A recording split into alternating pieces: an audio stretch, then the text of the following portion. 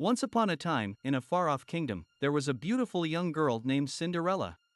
She was kind and gentle, with a heart full of love and compassion.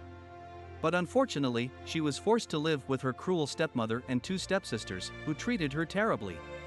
Cinderella was made to do all the household chores, from cooking to cleaning, and was never allowed to go to any of the royal balls or events. Her stepmother and stepsisters were constantly belittling her, making her feel like she was nothing more than a servant in their eyes.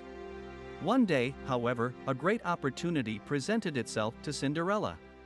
A royal messenger came to her house with an invitation to the royal ball. Cinderella's stepmother and stepsisters were thrilled at the prospect of attending, but they forbade Cinderella from going, claiming that she was too dirty and shabbily dressed to be seen in public. As Cinderella was crying in her room, a fairy godmother appeared to her. The fairy godmother was a kind and wise old woman, who had the power to grant Cinderella's deepest wishes.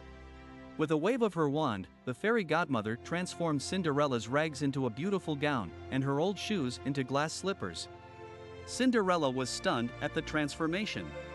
She looked like a true princess, with a gown that sparkled in the light and glass slippers that shone like diamonds. The fairy godmother smiled at Cinderella and said, "You shall go to the ball, my dear. But you must be home by midnight, for when the clock strikes 12, your spell shall be broken." Cinderella arrived at the ball, and everyone was in awe of her beauty. She danced with the prince all night long, and they fell deeply in love. But as the clock struck midnight, Cinderella realized that she had to leave. She ran out of the ball, leaving behind only her glass slipper. The prince was determined to find the girl who wore the glass slipper. He searched the entire kingdom, going from house to house, trying the slipper on every young woman he met.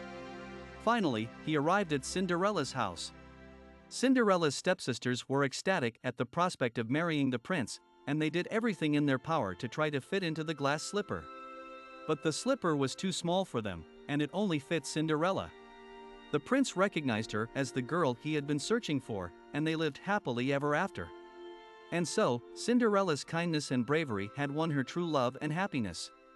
She had overcome the cruelty of her stepmother and stepsisters, and had found her happily ever after with the prince.